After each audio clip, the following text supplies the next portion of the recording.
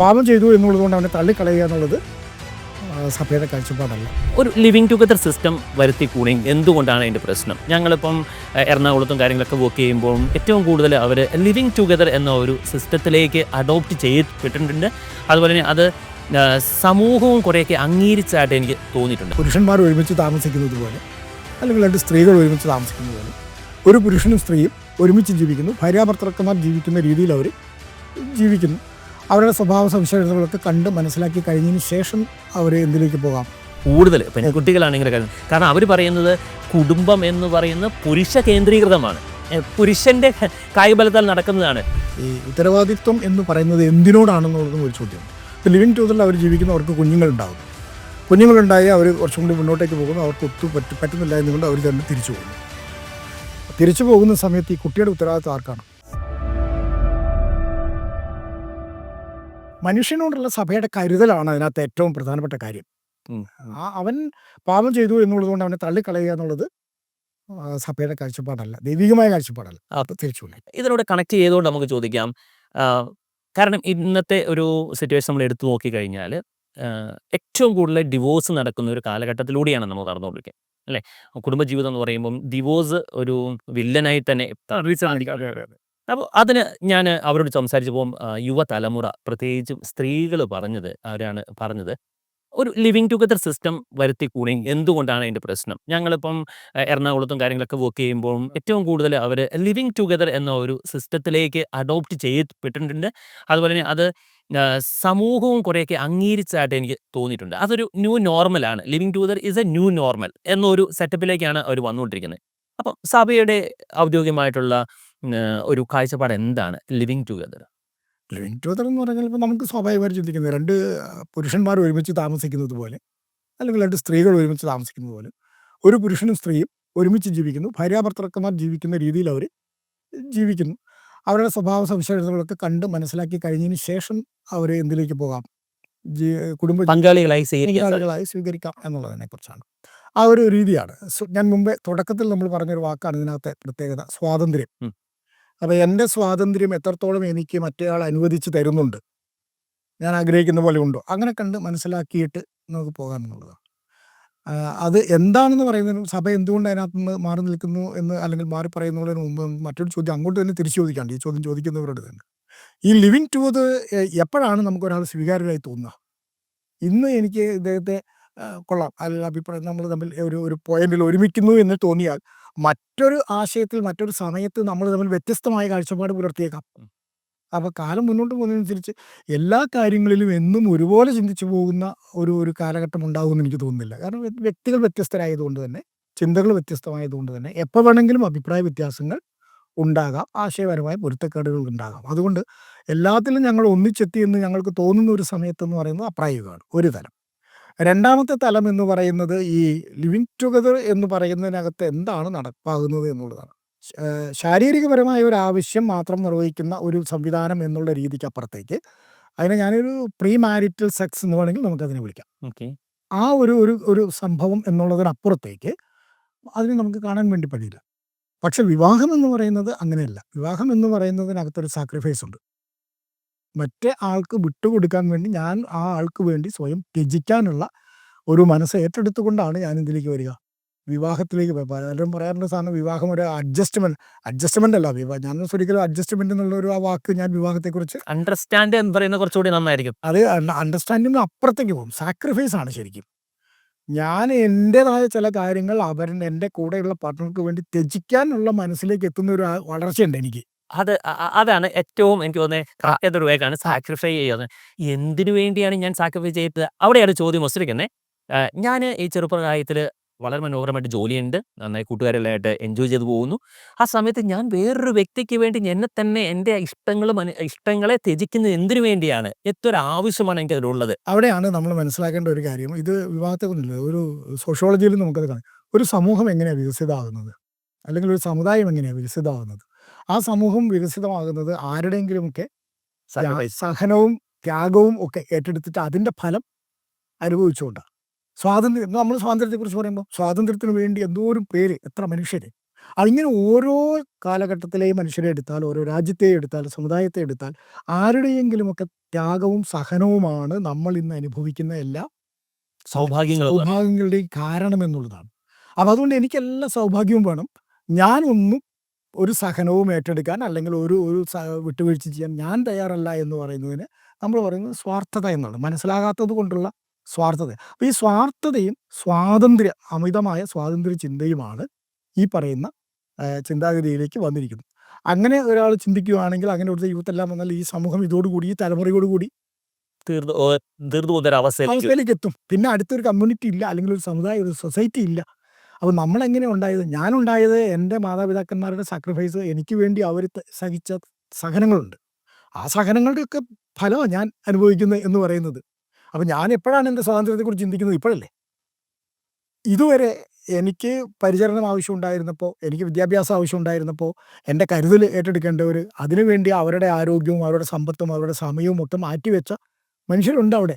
എൻ്റെ അമ്മയുണ്ട്, എൻ്റെ അപ്പനുണ്ട്, എൻ്റെ സഹോദരങ്ങളുണ്ട്, എൻ്റെ സമുദായമുണ്ട്, മറ്റുള്ളവരൊക്കെ ഉണ്ട്. അപ്പോൾ മറ്റുള്ളവരുടെ എല്ലാം പങ്ക് പറ്റിയാണ് ഞാനെന്ന വ്യക്തി വളർന്നു വന്നതെങ്കിൽ തീർച്ചയായിട്ടും നമ്മൾ സ്വീകരിച്ചത് സമൂഹത്തിന് വേണ്ടി കൊടുക്കാനുള്ളൊരു ബാധ്യത നമുക്കുണ്ട്. ആ ഒരു എല്ലാം എന്നിലേക്ക് എന്ന് ചിന്തിക്കുന്നതല്ല, എന്നിലേക്ക് വന്നതുപോലെ ഞാൻ അപരനിലേക്കും കൊടുക്കണം എന്നുള്ളൊരു ചിന്ത അടിസ്ഥാനപരമായി നമ്മുടെ വാല്യൂ സിസ്റ്റത്തിൻ്റെ ഭാഗത്തിൽ വന്ന ഒരാൾക്ക് മാത്രമേ ഈ ഒരു കുടുംബജീവിതത്തിൻ്റെ മഹത്വം മനസ്സിലാക്കാൻ പറ്റുള്ളൂ. അത് മനസ്സിലാകാൻ നമ്മുടെ തലമുറയ്ക്ക് പറ്റുന്നില്ല എന്നുള്ളതാണ് ഇന്നുണ്ടാകുന്നത്. അങ്ങനെയാണ് എനിക്ക് തോന്നുന്നത് ഏറ്റവും നല്ലൊരു ഉദാഹരണവും അതുപോലെ തന്നെ ആൻസറുമാണ് കൊടുത്തിരിക്കുന്നത്. എനിക്ക് റെസ്പോൺസിബിലിറ്റി, ഞാൻ കുറേ ആൾക്കാരുമായിട്ട് സംസാരിച്ചു. അവർ പറഞ്ഞു എനിക്ക് റെസ്പോൺസിബിലിറ്റീസ് ഏറ്റെടുക്കാൻ പറ്റുന്നില്ല എന്ന് പറയുമ്പം, എന്തുകൊണ്ടാണ് നിങ്ങൾ ആ റെസ്പോൺസിബിലിറ്റി ഏറ്റെടുക്കുന്നത്, അല്ലേ? എന്തുകൊണ്ടാണ് നിങ്ങൾ സാക്രിഫൈസ് ചെയ്യേണ്ടതെന്നുള്ള ഉത്തമമായ ഒരു ആൻസറാണ് നൽകിയിരിക്കുന്നത്. നിങ്ങൾക്ക് വ്യക്തമായിട്ട് മനസ്സിലായെന്ന് വിചാരിക്കുന്നു. കാരണം അധികം പെൺകുട്ടികളും എനിക്ക് ആൺകുട്ടികളെക്കാളും കൂടുതൽ പെൺകുട്ടികളാണ് ഇങ്ങനെ കാര്യം. കാരണം അവർ പറയുന്നത് കുടുംബം എന്ന് പറയുന്നത് പുരുഷ കേന്ദ്രീകൃതമാണ്. പുരുഷന്റെ കായികബലത്താൽ നടക്കുന്നതാണ്. ഞങ്ങൾക്ക് അവിടെ റോളില്ല എന്ന് പറയുന്ന സ്ത്രീകളോട് ഇതിനെ കണക്ട് ചെയ്യുന്നതുകൊണ്ട് അവർ പറയുന്നത്. ഓക്കെ ഓക്കെ ഞാൻ എന്തിനു സഹിക്കണം? ഇത് പുരുഷ കേന്ദ്രീകൃതമായ ഒരു ജീവിതത്തിലേക്ക് ഞാൻ എന്തുകൊണ്ട് വരണം? ഞാൻ ലിവിങ് ടുഗദറായി ജീവിച്ചിട്ട് ഇഷ്ടമില്ലാത്തപ്പോൾ ഇട്ടിട്ട് പോകുന്നു, റെസ്പോൺസിബിൾ ഏറ്റെടുക്കുന്നില്ല എന്ന് പറയുന്നവർക്ക് ഇത് തന്നെ ആൻസർ അല്ലേ? വേറെ എന്തെങ്കിലും ആൻസർ അവർക്ക് കൊടുക്കാനുണ്ടോ? ഉണ്ട്. കാരണം ആ ആൻസറിൽ എന്ന് പറയുന്നത്, ഈ ഉത്തരവാദിത്വം എന്ന് പറയുന്നത് ആരോടാണ് എന്നുള്ള ചോദ്യം. ഈ ഉത്തരവാദിത്വം എന്ന് പറയുന്നത് എന്തിനോടാണെന്നുള്ളതും ഒരു ചോദ്യമുണ്ട്. ഇപ്പോൾ ലിവിങ് ടുഗദറിൽ അവർ ജീവിക്കുന്നവർക്ക് കുഞ്ഞുങ്ങളുണ്ടാകുന്നു. കുഞ്ഞുങ്ങളുണ്ടായി അവർ കുറച്ചും കൂടി മുന്നോട്ടേക്ക് പോകുന്നു. അവർക്ക് പറ്റുന്നില്ല എന്നുകൊണ്ട് അവർ തന്നെ തിരിച്ചു പോകുന്നു. തിരിച്ചു പോകുന്ന സമയത്ത് ഈ കുട്ടിയുടെ ഉത്തരവാദിത്വം ആർക്കാണ്? ഇനി വിവാഹത്തിലാണെങ്കിലും ഡൈവോഴ്സിലും ഇതേ ചോദ്യം നിലനിൽക്കുന്നുണ്ട്. വിവാഹം അവകാശം കഴിഞ്ഞാലും അല്ലെങ്കിൽ ഡൈവോഴ്സ് ചെയ്യപ്പെടുമ്പോൾ ഈ കുട്ടിയുടെ ഉത്തരവാദിത്വം ആർക്കാണ്? ആരെ ഏറ്റെടുക്കുമെന്നുള്ളതാണ്. അപ്പം ഒരു കുഞ്ഞിൻ്റെ ഉത്തരവാദിത്വം ഏറ്റെടുക്കാൻ പറ്റുന്ന മനസ്സോടെ, ആ ഒരു തീരുമാനത്തോടെ തന്നെ ആയിരിക്കണം എന്തിലേക്ക് കടന്നു വരുന്നത്? വിവാഹ ജീവിതത്തിലേക്ക് കടന്നു വരുന്നത്. അത് വിവാഹ ജീവിതത്തിൽ അത് കടന്നു വരുന്നവർ ആ പ്രതീക്ഷയിലാണ് വരുന്നത്. ഞങ്ങൾക്ക് കുഞ്ഞുങ്ങളുണ്ടാവും, ആ കുഞ്ഞുങ്ങളെ ഞങ്ങൾ വളർത്തണം, പരിപാലിക്കണം, അങ്ങനെയൊക്കെ അതങ്ങനെ കരുതി തന്നെ അവർ വരുന്നത്. വ്യക്തിപരമായി പിരിഞ്ഞാൽ പോലും കുഞ്ഞിൻ്റെ ഉത്തരവാദിത്വം ഏറ്റെടുക്കുന്നുണ്ട്. പക്ഷേ ഇതിനകത്തേക്ക് വരുമ്പോഴത്തേക്കും ആ ഒരു ഒരു ഒരു ഒരു ബുദ്ധിമുട്ട്, ആ പ്രയാസം ഏറ്റെടുക്കാൻ പറ്റുന്നില്ല എന്നുള്ളതാണ് ഒരു ചിന്ത. അപ്പോൾ ഉത്തരവാദിത്തങ്ങൾ ആരോടൊക്കെ എന്നുള്ള ചോദ്യമുണ്ട്. അവനവനുള്ള ഉത്തരവാദിത്വമുണ്ട്, നമ്മുടെ മാതാപിതാക്കന്മാരോടുള്ള ഉത്തരവാദിത്വമുണ്ട്, സമൂഹത്തോടുള്ള ഉത്തരവാദിത്വമുണ്ട്, സമുദായത്തോടുള്ള ഉത്തരവാദിത്വമുണ്ട്. ഇതിപ്പോൾ ഒരു വ്യക്തി വിവാഹം കഴിക്കുന്നു എന്ന് പറയുമ്പോൾ അവർ തമ്മിൽ രണ്ട് വ്യക്തികളോട് മാത്രമല്ല ഉത്തരവാദിത്വം. റെസ്പോൺസിബിലിറ്റി എന്ന് പറയുന്നത് ഒരു ദമ്പതികളുടെ ഉത്തരവാദിത്വം പരസ്പരം മാത്രമല്ല. ഭർത്താവിന് ഭാര്യയോടുണ്ട്, ഭാര്യയ്ക്ക് ഭർത്താവിനോടുണ്ട്, കുഞ്ഞുണ്ടായി കഴിയുന്നതോടെ കുഞ്ഞിനോടുണ്ട്. അപ്പോൾ പിന്നെ ആ ഒരു സംവിധാനത്തോട് മുഴുവനായി, കുടുംബത്തോട് മുഴുവനായി, തങ്ങളെ ആശ്രയിച്ച അല്ലെങ്കിൽ തങ്ങളുമായി ബന്ധപ്പെട്ട് നിൽക്കുന്ന മറ്റ് കുടുംബാംഗങ്ങളുണ്ട്, മറ്റ് ബന്ധങ്ങളൊക്കെ ഉണ്ട്, അതിനോടൊക്കെ ഉണ്ട്. താൻ ജീവിക്കുന്ന സമൂഹത്തോടും സമുദായത്തോടും ചുറ്റുപാടുകളോടും ഉണ്ട്. ആ എല്ലാ ഉത്തരവാദിത്വവും കൂടി ഒരുമിച്ച് നിർവഹിക്കപ്പെടുമ്പോഴാണ് അതൊരു കുടുംബനാഥൻ അല്ലെങ്കിൽ കുടുംബനാഥ എന്ന് പറയുന്നത്. ഇവിടെ കുട്ടികൾ ചിന്തിക്കുന്നത് എൻ്റെ റൈറ്റ്, എൻ്റെ റൈറ്റ് എന്നുള്ളത്. ഈ റൈറ്റ് എന്ന വാക്ക് തന്നെ എവിടുന്നാ വന്നേ? അവരെ അനുവദിച്ച് തരുന്നത് വരെ എനിക്ക് എൻ്റെ റൈറ്റ് ഉള്ളൂ. അപ്പോൾ അവരുടെ ഒരു അനുവാദം എനിക്ക് കിട്ടപ്പെടുന്ന ഒരു അതിനുള്ളൊരു അർഹതയും കൂടി ഞാൻ നേടേണ്ടതുണ്ട്. റൈറ്റിന് അങ്ങനെയുണ്ട്. അവകാശം എന്ന് പറയുമ്പോൾ അത് ലഭിക്കാനുള്ള അർഹത എന്ന് പറയുന്ന ഒരു വാക്കും കൂടി അത് എനിക്കുണ്ടോ എന്ന് ചിന്തിക്കേണ്ടി. അർഹതയില്ലാത്ത അവിടെയാണ് നീതി വരുന്നത്. ശരിക്കും അർഹിക്കുന്നവന് കൊടുക്കുന്നതാണല്ലോ നീതി എന്ന് പറയുന്നത്. അപ്പം നീതി എന്ന് പറയുന്നത് എൻ്റെ റൈറ്റാണ് എന്ന് ഞാൻ പറയുന്നെങ്കിൽ, ആ റൈറ്റ് ലഭിക്കാനുള്ള അവകാശം എനിക്ക് ഉണ്ടോ? ഉണ്ടെങ്കിൽ ഞാൻ ലഭിച്ചതുപോലെ ഞാൻ കൊടുക്കാനും ഉണ്ട് എന്നുള്ള ബാധ്യസ്ഥനാണ്. ബാധ്യസ്ഥനാണ്. ആ ഒരു ചിന്ത വരേണ്ടതുണ്ട്. അത് നമ്മുടെ പിള്ളേർക്ക് വരാത്തത് കൊണ്ടാണ്. പിന്നെ രണ്ടാമത്തെ കാര്യം, രണ്ടാമത്തെ കുടുംബം ഒരു അടിമത്തമാണെന്ന് ചോദിച്ചാൽ അതെ. അത് നമുക്കുണ്ടായി വന്ന ഒരു കാര്യം എന്ന് പറയുന്നത് നമ്മുടെ ഒരു സാമൂഹിക ചിന്തയിൽ നിന്ന് വളർന്നു വന്ന ഒരു കാര്യവും കൂടി വെച്ചുകൊണ്ട് പറയുന്നതാണ്. പഴയ ചിന്തയിൽ നമുക്കറിയാം മനുഷ്യൻ നൊമാഡുകളായിട്ട് ഇങ്ങനെ അലഞ്ഞു തിരിഞ്ഞ് നടന്നപ്പോൾ ആ ഒരു രീതിയിൽ വന്നിരിക്കുന്നു. പിന്നെ എപ്പോഴാണ് കുട്ടി, കുഞ്ഞ് അല്ലെങ്കിൽ അവൻ്റെ സ്വത്ത് എന്നുള്ള കാര്യങ്ങളൊക്കെ വന്നപ്പോഴാണ് ഈ കുഞ്ഞുങ്ങൾ ആരുടേതെന്നുള്ളൊരു ചോദ്യം ആ. ഉണ്ടാകുന്ന സമയത്താണ് മനുഷ്യനിലെ ആരുടെ പിതൃത്വം എന്ന് പറയേണ്ടത് ഒരു കാര്യം വന്നത്. കാര്യം വന്നത്. ആ കാര്യം വന്നപ്പോഴാണ് ഒരു ഏക ഭാര്യ അല്ലെങ്കിൽ ഏക ഭർത്തൃ ജീവിതം എന്ന് പറയുന്ന ക്രമത്തിലേക്ക് നമ്മുടെ ഇന്നത്തെ സമൂഹം വികസിച്ചെത്തി. പക്ഷെ സഭയുടെ കാഴ്ചപ്പാടിൽ നമുക്കറിയാം ദൈവ സൃഷ്ടി മുതൽ തന്നെ മോണോഗമിയാണ്. മോണോഗമിയെക്കുറിച്ച് പറയുന്നത്. അപ്പോൾ കുടുംബത്തിൽ കുടുംബം എങ്ങനെ ആയിരിക്കണം എന്നുള്ളത് നമ്മൾ കൃത്യമായിട്ട് അവിടെ പറയുന്നുണ്ട്. അതൊരു മോണോഗമിയിൽ തന്നെയാണ്. കാരണം ഈ കുടുംബം ഇങ്ങനെ വളർന്നു വരേണ്ടതാണ്. അപ്പോൾ ആ ഒരു ചിന്തയിൽ നിന്നാണ് ഇവർ പറയുന്നത്. അപ്പോൾ അതുകൊണ്ട് എന്തായി, കുഞ്ഞിനെ വളർത്തുക എന്നുള്ള ഉത്തരവാദിത്വം അമ്മയ്ക്കും, ഭക്ഷണവും സ്വത്തും ആർജിക്കുക കായിക ബലം കൂടുതലുള്ള പുരുഷനും വന്നു കഴിഞ്ഞ ഒരു സാഹചര്യം ഉണ്ടായതാണ്. ആ സാഹചര്യം ചരിത്രത്തിൻ്റെ ഒരു വളർച്ചയിൽ കുടുംബത്തിൻ്റെ കേന്ദ്രം സ്ത്രീയായിരുന്നു. പിന്നീട് അത് കായിക ബലമുള്ള പുരുഷൻ പതുക്കെ പതുക്കെ പോയി ഇങ്ങനെ പിടിച്ചെടുത്ത് തുടക്കത്തില് സ്ത്രീയുടെ ഒരു സ്ത്രീക്കല്ല. കുടുംബം എന്ന് പറയുന്ന ഒരു ഡോമിനേഷൻ സ്ത്രീ. കാരണം സ്ത്രീ ആയിരുന്നു കുടുംബത്തെ ഭർത്താവ് ആരാണ്, കുഞ്ഞാരാണ്, കുഞ്ഞ് എവിടെയാണ്, ആരുടെയാണെന്നൊക്കെ തീരുമാനിക്കുന്ന ആരായിരുന്നു? ഓക്കെ സ്ത്രീയാണ്. സ്ത്രീയാണ്. അവിടെ പുരുഷന് റോളൊന്നുമില്ല. സ്ത്രീ ആയിരുന്നു കുടുംബത്തിൻ്റെ കേന്ദ്രമായിട്ട് മാറിയത്. പിന്നെ പുരുഷൻ കേന്ദ്രമായി മാറിയത് എവിടെയാണ്? ഈ സ്വത്തുമായി ബന്ധപ്പെട്ട് വന്ന കാര്യങ്ങളിലേക്ക് വരികയും വന്നപ്പോഴാണ് പുരുഷൻ ഒരു സംരക്ഷകൻ്റെ റോളിലേക്ക് വന്നത്. കാരണം സ്ത്രീ പ്രസവമൊക്കെ ആയിട്ട് ബന്ധപ്പെട്ട് ശിശുവിൻ്റെ പരിചരണവുമായി ബന്ധപ്പെട്ട് വീട്ടിൽ ഒതുങ്ങേണ്ട ഒരു സാഹചര്യം വന്നപ്പോൾ പുരുഷൻ പുറത്തേക്ക് വരികയും അവർക്ക് ആവശ്യമായത് കരുതിക്കൊണ്ട് വരികയും ചെയ്യുമ്പോഴാണ് അത് പതുക്കെ ഒരു പുരുഷ കേന്ദ്രീകൃതമായി പതുക്കെ മാറി രൂപപ്പെട്ടു വന്നതാണ്. ഉണ്ടായതല്ല. ഇനി സഭയുടെ കാഴ്ചപ്പാട്ടിലേക്ക് വരികയാണെങ്കിൽ സഭ കൃത്യമായിട്ട് പറയുന്നു, ആദ്യം പുരുഷനെ സൃഷ്ടിച്ചു, പുരുഷനിൽ നിന്നാണ് സ്ത്രീയെ കൊടുത്തത് എന്ന്, അല്ലെങ്കിൽ കൊണ്ടുവന്ന് പറയുന്നത്. കൊണ്ടുവന്നതിനെ കുറിച്ച് അക്ഷരാർത്ഥത്തിൽ ബൈബിളിൽ നമ്മൾ വായിക്കുമ്പോൾ കാണുന്നത് പുരുഷന്റെ വാരിയിൽ എടുത്ത് സ്ത്രീയെ സൃഷ്ടിച്ചു എന്ന്, നരലിൽ നിന്ന് എടുത്തത് കൊണ്ട് നാരി എന്ന് പേര് വിളിക്കപ്പെട്ടു. അതിൻ്റെ മെസ്സേജ് എന്താ? ബൈബിൾ അക്ഷരാർത്ഥത്തിലല്ലല്ലോ നമ്മൾ മനസ്സിലാക്കേണ്ടത്. അപ്പോൾ അക്ഷരാർത്ഥത്തിൽ നിന്ന് മാറിയിട്ട് അതിൻ്റെ സന്ദേശത്തിൽ നമ്മൾ എടുക്കും. ബൈബിൾ പറയുന്നത് എന്ന് വെച്ചാൽ തുല്യതയാണ്. ഈ വാരിയിൽ നിന്ന് എടുത്തു എന്ന് പറഞ്ഞാൽ ഈക്വലാണ്. അപ്പം പുരുഷനും സ്ത്രീക്കും തുല്യ സ്ഥാനം ഉണ്ട് കുടുംബജീവിതത്തിൽ, വിവാഹ ജീവിതത്തിൽ എന്ന് കാണിക്കാൻ ഉപയോഗിച്ച പ്രതീകമാണ് ഈ വാരിയിൽ നിന്ന് എടുത്തു എന്ന് പറയുന്നത്. കൃത്യം നടുവിൽ നിന്ന് എടുത്തു ഒപ്പം. പക്ഷെ അതിനോടൊപ്പം തന്നെ സഹായിയായിട്ടെന്ന് പറയുമ്പം ആ സഹായി എന്ന് പറയുന്ന ഒരു അടിമത്തം അല്ലേ എന്ന് ചോദിക്കുക ഒരിക്കലും ബൈബിൾ പറയുന്നത്, നമ്മൾ സഭയിൽ ഒരിക്കലും നമ്മൾ സഹായി എന്ന് പറയുന്നില്ല. സഖി, സ്ത്രീ പുരുഷ സഖിത്വവും ഇണയും എന്നാണ് പറയുക. ഇണയും തുണയും എന്നുള്ള ഒരു വാക്കാണ് സഭ എപ്പോഴും പറയുന്നത്. സഹായി എന്ന് എവിടെയും നമ്മൾ ഭാര്യയോ ഭർത്താവിനെയോ പറയുന്നില്ല, എവിടെയും പറയുന്നില്ല. കാരണം നിനക്ക് ചേർന്നൊരു ഇണയെ ഞാൻ നൽകും എന്നാണ് പറയുന്നത്. അതിനു മുമ്പേ നമ്മൾ ഉപയോഗിച്ച വാചകം തന്നെ, മനുഷ്യൻ ഏകനായിരിക്കുന്നത് നന്നല്ല എന്നുള്ളതാണ്. അല്ലെ, പ്രഭാഷണ പുസ്തകത്തിലൊക്കെ വരുമ്പോൾ നമ്മൾ വായിക്കുന്നത് എങ്ങനെയാ? രണ്ടുപേർ ഒന്നിച്ചായിരിക്കും നല്ലതാണ് എന്ന് പറയുന്നത്. രണ്ടുപേർ ഒന്നിച്ചായിരിക്കും നല്ലതാണ്. എന്തുകൊണ്ട്? കാരണം ഒരാൾ വീണാൽ മറ്റേയാൾ താങ്ങിക്കൊള്ളുന്നത് കൃത്യമായിട്ട് പറയുന്നത്. അപ്പോൾ ഈ താങ്ങും തണലും തുണയോ ആ ഒരു വേർഷനാണ് നമ്മളിവിടെ കാണുന്ന ഈ സഖി എന്ന് പറയുന്നത്, സഖിത്വം എന്ന് പറയുന്നത്. അത് ഒരു നിശ്ചിത കാലത്തേക്കുള്ളതല്ല, ജീവിത അവസാനം വരെ തുടരുന്ന സഖിത്വമാണ്, ഐക്യമാണ്. അതുകൊണ്ടാണ് വിവാഹത്തിൻ്റെ ഐക്യത്തെക്കുറിച്ച് പറയുന്നത് എപ്പോഴും ഇങ്ങനെ. ഈ സിറ്റുവേഷനിൽ ചെറിയൊരു മാറ്റം വരാൻ വന്നിരിക്കുന്നത് ഈ നൂറ്റാണ്ടിൽ തന്നെയാണ്. കാരണം സ്ത്രീകൾ കൂടുതൽ പുരുഷന്മാരെക്കാളും ജോലി സ്വീകരിക്കുന്ന ഒരു അവസ്ഥയിലേക്ക് മാറിയിട്ടുണ്ട്. വിദേശത്തിലേക്ക് പോകുന്നതാണെങ്കിലും സ്ത്രീകൾക്ക് പ്രാധാന്യം കൂടിയിട്ടുണ്ട്. ഒരു ഇൻകം ജനറേറ്റ് ചെയ്യുന്ന സ്ത്രീകളായി മാറിയ ഒരു അവസ്ഥയിലാണ് ഇപ്പം നമുക്ക് കാണാൻ സാധിക്കുന്നത്. ചിലപ്പം ഈ അവസ്ഥ കാരണമാണോ അവരങ്ങനെ ചിന്തിക്കാൻ കാരണം? ഇതാണ് സ്ത്രീകളും കൂടി കുറച്ചുകൂടി പ്രാധാന്യം സ്ത്രീകൾക്ക് കിട്ടണം. അതുകൊണ്ടാണ് സ്ത്രീലിംഗം പുല്ലിംഗം എന്നൊരു വിഭജനം ഇപ്പം നമുക്ക് കാണാൻ സാധിക്കുന്നില്ല. അതെ, ജനറൽ നോട്ടാണ്. വസ്ത്രത്തിലാണെങ്കിലും അവരുടെ സംസാര ശൈലിയിലാണെങ്കിലും. ഞാൻ പ്രാവശ്യത്തെ ഇന്റർവ്യൂവിന് ഒരു ആക്ട്രസ് എന്ന് പറഞ്ഞപ്പോൾ പുള്ളിക്കാരി പറഞ്ഞു, ഞാൻ ആക്ട്രസ് അല്ല, ഞാൻ ആക്ടറാണ് എന്ന് ലേഡി പറയുന്ന ഒരു അവസ്ഥയിലേക്ക് മാറാൻ കാരണം ഞങ്ങൾ തുല്യരാണ്.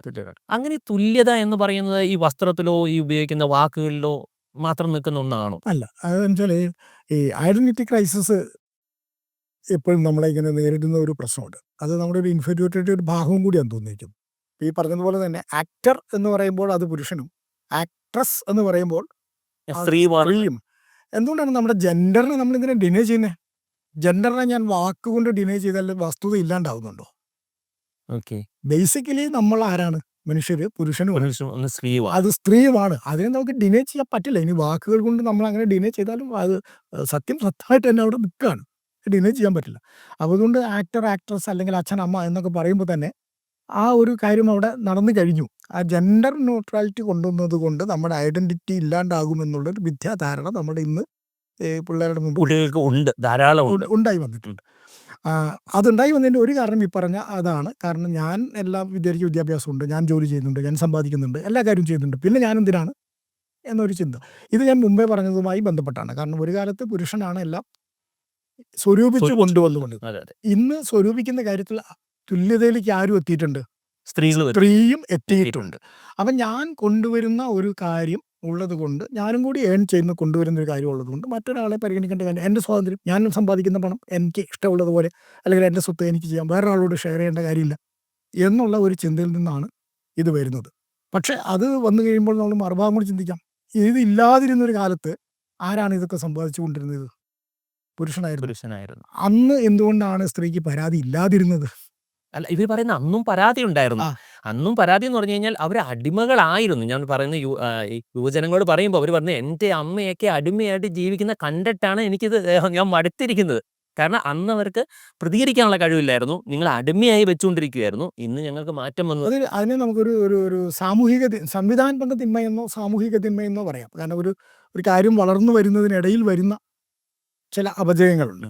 ആ അപജയമാണ് ഒരു സംവിധാനാത്മക തിന്മ അല്ലെങ്കിൽ സാമൂഹികാത്മക തിന്മ. ഇതിനെ നമ്മൾ പതുക്കെ കളയാണ്. ഒരു കാലഘട്ടത്തിൽ നമ്മൾ നല്ലതാണ്, ഒരു രീതിയാണെന്ന് കണ്ടത്, ആ രീതി പിന്നീട് അത് തെറ്റാണെന്ന് കണ്ടപ്പോഴാണല്ലോ നമ്മൾ അതിനെയൊക്കെ ഒഴിവാക്കി കൊണ്ടുവരുന്നത്. എല്ലാ സാമൂഹിക പരിഷ്കർത്താക്കളും അങ്ങനെയാണ്. സമൂഹത്തിൽ നിലനിരുന്ന ഒരു സാമൂഹിക തിന്മയെ ഉന്മൂലനം ചെയ്യാൻ വേണ്ടി ശ്രമിക്കുകയാണ് ചെയ്തത്. അങ്ങനെ നിന്നിരുന്ന ഒരു സാമൂഹിക തിന്മയാണ് പറയുന്ന ഈ ഡിസ്ക്രിമിനേഷൻ എന്ന് പറയുന്ന ഒരു കാര്യം ഉണ്ടായിരുന്നു. അപ്പോൾ ആ ഡിസ്ക്രിമിനേഷൻ ഉണ്ടായിട്ടുണ്ടില്ല എന്ന് നമുക്ക് പറയാൻ പറ്റില്ല, കൃത്യമായിട്ട് ഉണ്ടായിട്ടുണ്ട്. ആ ഉണ്ടായിരുന്നതിൻ്റെ കാരണവും ഇതാണ്.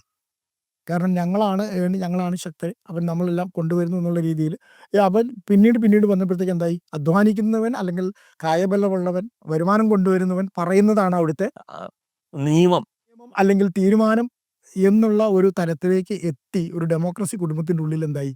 ഇല്ലാതായപ്പോഴാണ് ഈ പ്രശ്നം വന്നത്.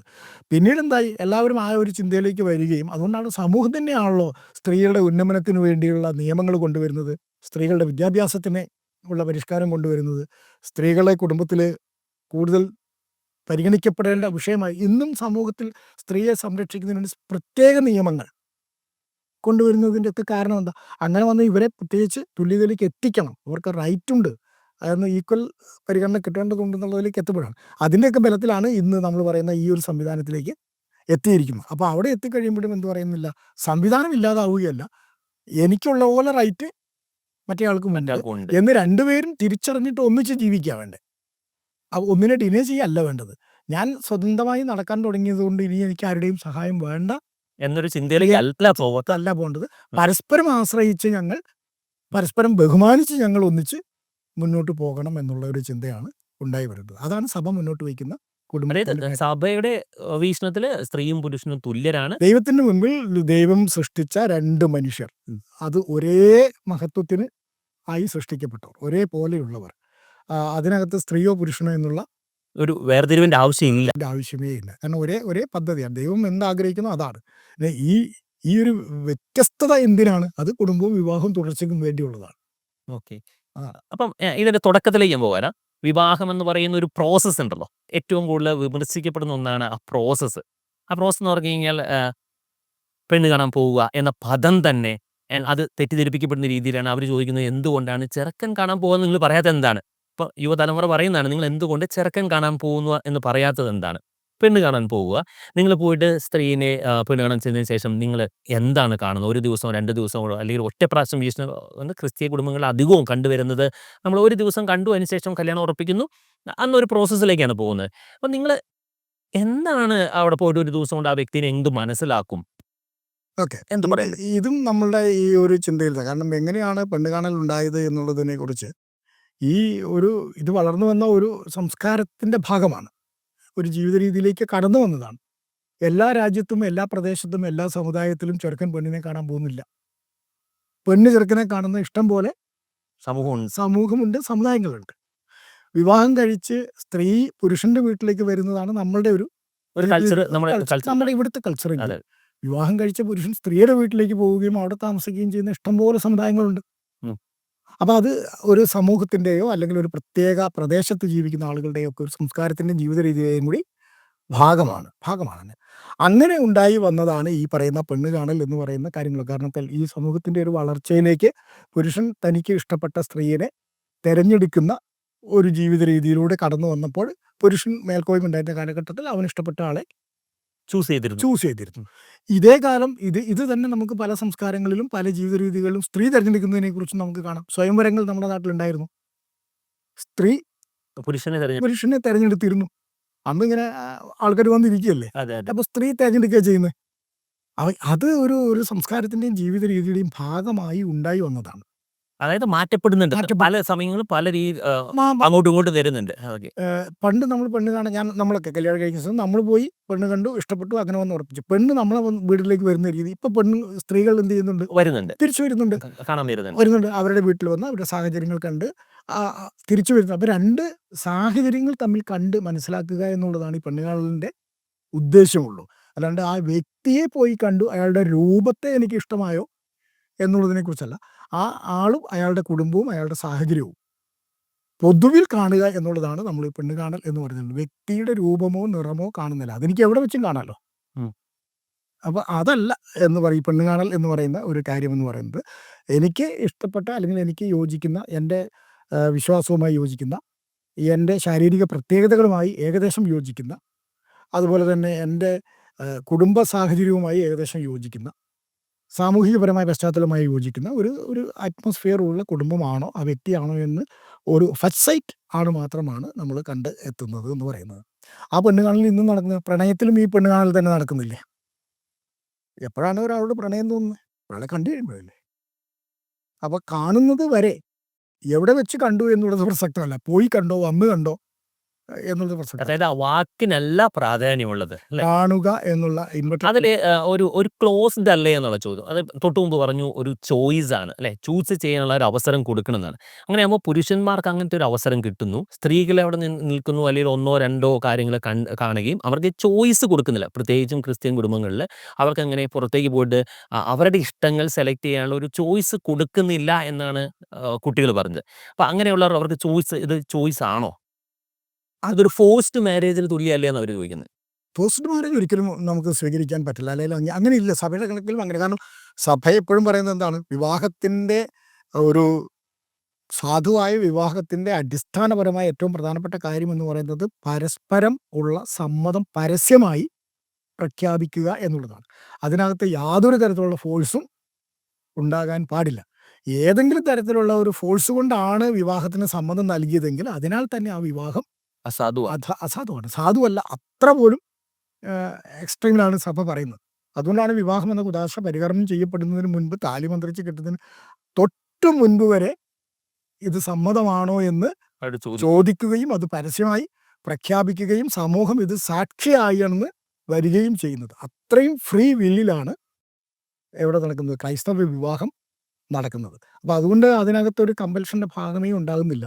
പിന്നെ ഒരു കാലത്ത് നമ്മൾ പറഞ്ഞ പോലെ സമൂഹത്തിൻ്റെ വളർച്ചയുടെ ഭാഗത്ത് മാതാപിതാക്കന്മാർ തീരുമാനിക്കുന്നു, കുട്ടികൾ അംഗീകരിക്കുന്നു എന്നുള്ള രീതിയിലേക്ക് വന്നിരുന്നു.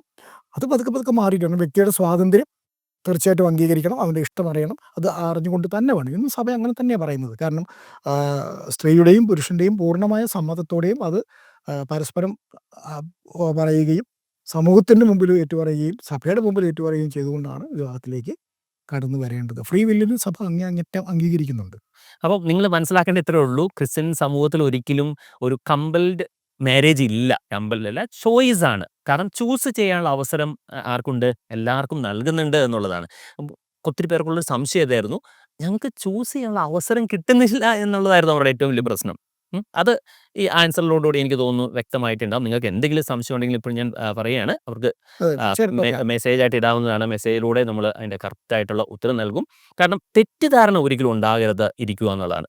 മറ്റ് സമൂഹങ്ങളിൽ പറയുന്ന പോലെ തെറ്റിദ്ധാരണ ഉണ്ടാകാതിരിക്കുകയാണെങ്കിൽ കൂടുതൽ നിങ്ങൾക്ക് എന്താണെന്ന് മനസ്സിലാക്കാൻ വേണ്ടി ഇതുപോലെയുള്ള വ്യക്തികളുമായിട്ട് കോൺടാക്ട് ചെയ്യാൻ സാധിക്കുന്നതാണ്.